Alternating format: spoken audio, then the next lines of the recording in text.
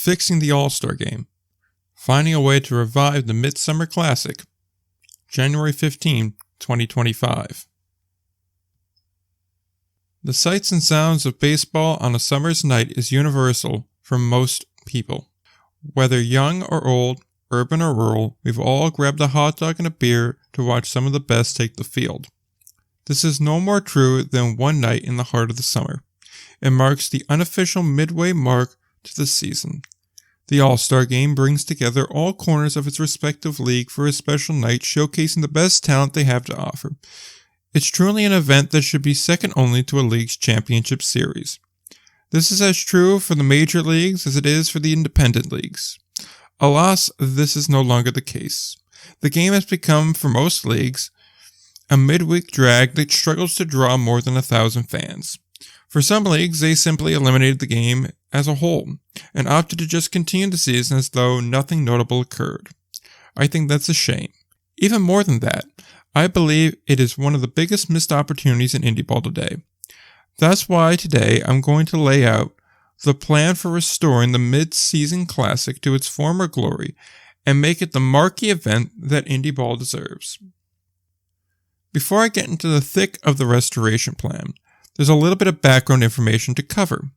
Currently, only 2 of the 4 official partner leagues holds an All-Star game during the season. The American Association holds an All-Star weekend every July in one of the team's ballparks. The game and either a home run derby or skills competition have become mainstays for the association, but in recent years they've added a league-wide luncheon where they induct their Hall of Fame class for that year. Personally, I don't mind this format. It's fairly traditional, but it does provide an opportunity for players that opt to attend. The Hall of Fame luncheon is also a nice touch and hits in the spirit of league-wide celebration that we're after. That being said, the game suffers from the league's large geography as players oftentimes opt out of the game due to travel difficulties and expenses. Not to mention the last-minute voting system they use doesn't exactly help the cause now either. The Frontier League, the only other league that hosts an All-Star festivity, has a similar issue with opt-outs. Their structure is a bit more fluid, as the host often has more discretion as to how the event is operated. Usually that means something similar to what the American Association does, so I'll refer back to my previous comments for thoughts on that format. The biggest difference is in how the roster is constructed, where the Frontier League allows for only a curated few to select the roster. For all intents and purposes, the only 2 All-Star games in independent baseball are the same. Quickly covering the Pioneer and Atlantic Leagues, who opt to release a mid-season roster of All-Stars instead of hosting a game. The Pioneer League hasn't hosted an All-Star game since going independent in 2021. I'd imagine due to the high travel costs and other business expenses that have recently gone up in price according to some league personnel. The Atlantic League held an All-Star game every year prior to the pandemic. The same division versus division format in every season except the inaugural 1998 and the 2014 season, where the host team played the ALPB All-Stars. This was the result of first-year hiccups and the difficulty of getting over 40 ball players to Sugar Land, Texas. Also worth noting, the home team vs. All-Star format was going to be revived in 2020 when Southern Maryland was set to host the game prior to the season's cancellation due to the pandemic. There were other formats that past leagues had used as well, such as the Can-Am League vs. American Association format. But by and large, that just about covers all the major formats. That background information settled, we can proceed to saving the Midsummer Classic. There are 3 major format changes that I've schemed up that could near universally work across all 4 leagues. Each has their own mix of national, local, and league-wide appeal that make them perfect for reviving the special aura that used to come with the game.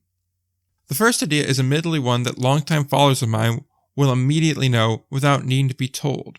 Of course, this could only mean playing a one-night-only game against the Savannah Bananas and friends. Now, I know how that sounds on the surface, and it comes across this idea that a keyboard rando would horrifically out-of-touch senses would come up with. Hear me out, though. The Bananas are the Harlem Globetrotters of baseball, in that they do all the wacky, crazy stunts you would never see at a regular season game. Their media reach is second to none in the sport, and they print money, selling out MLB stadiums in a matter of minutes. This is the kind of event that will get headlines, that will turn major profits for the stadium and the team. Added points for feasibility when you take into consideration that the Bananas have played several independent stadiums in the past, which indicates there's an existing relationship there. There are drawbacks, of course. For starters, it's going to be expensive to get them there. The Bananas have a lot of demand, hence why they've added several teams in the past couple of years. The leverage in the contract is entirely in their side, too. Terms will not be acceptable for the team or the league. Also working against things is how stacked the schedule is for Bananas and Friends. Their card is filled with 20,000 seat stadiums, and I can't imagine them wanting to sacrifice the revenue to make this plan a reality. While this is definitely the most difficult of the three plans to achieve, it's also the most fun, and the one that would best meet our requirements of being fun and filling the stands. If we're keeping with the spirit of independent baseball, then this next one will certainly keep the local people in mind. It's admittedly stolen from the Washington Wild Things, as they host this game annually as a community fundraiser to great success. This event, turned All-Star Game format, is the Celebrity Game. The hosting team would assemble a team of local celebrities and athletes to form one team while the All-Stars play against them. Immediate positives would be going with this idea puts an extreme emphasis on the local market. In theory, this would drive more people to the ballpark to meet and greet certain celebs and take what would have been a midweek struggle to sell 2,000 seats and turn it into a must-see event. It will also be the most engaging of all the events, as the game goes from a true best-on-best to pure exhibition, which isn't the worst thing in the world to have over a 4-month-long season. The average fan can see the home team play at any point in the season, but getting a chance to see the best in the league and the best of what the league has to offer, plus local celebrities and local athletes in a candid setting, is something that is a draw. Not to mention the various tiered packages that could be offered to enhance the experience. That said, there will likely be some appearance fees for some of the celebrities, and they'll need to book everyone nearly a year out. This opens the door to a series of difficulties leading up to the event. Cancellations, last-minute replacements, possible controversies, etc. that could derail things. Moreover, our main mission failed with this one. The game being the highlight and true best-on-best competition that showcased the league's talent is obviously not happening here. That's not inherently a deal-breaker. Getting people in seats is far more important, even if I prefer to focus on baseball. In total fairness, this would be a problem with the Bananas idea as well, so that's something to consider.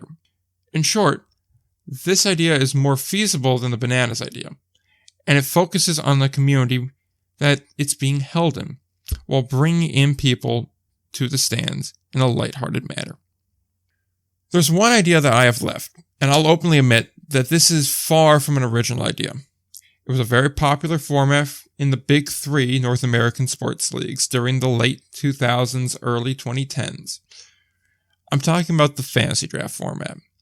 This would free up any league to pick the best or at least most willing players to attend the game, and let one of the players from each of the host teams be a captain, and perhaps a respected league veteran be the other. And another idea could be letting local socialites be honorary captains to get extra community flair. Regardless, this adds a different element to the classic game and lets guys from across the league play with their friends or old teammates. It maintains the integrity of an actual baseball game and lets guys get an extra game in front of scouts in a setting that might be more attractive to scouts.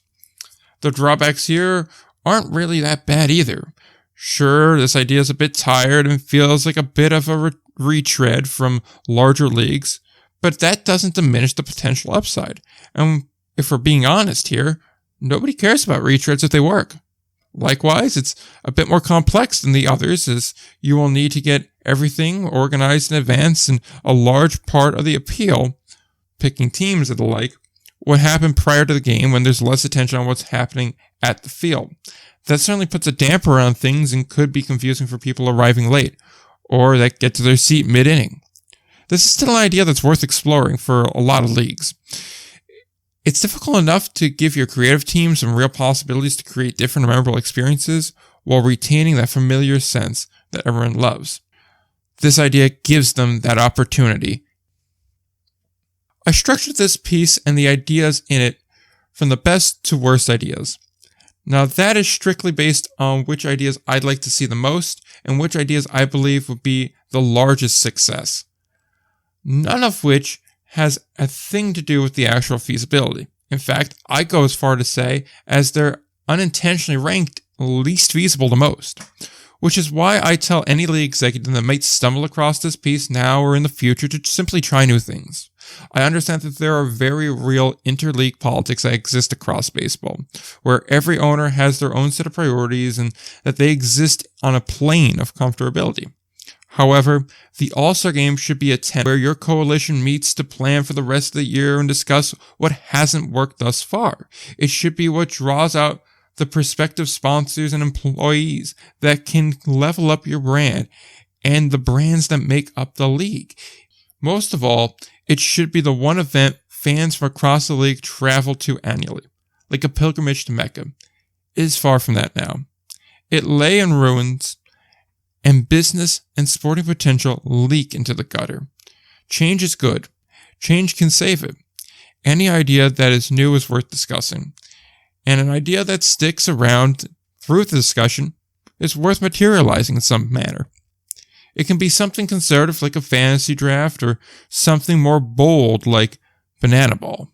But it has to be something worth seeing, otherwise it's just a glorified fruitcake to get passed around each Christmas. The full article in its written form is available on indyballreport.com and linked in the description of this video. Thank you for listening.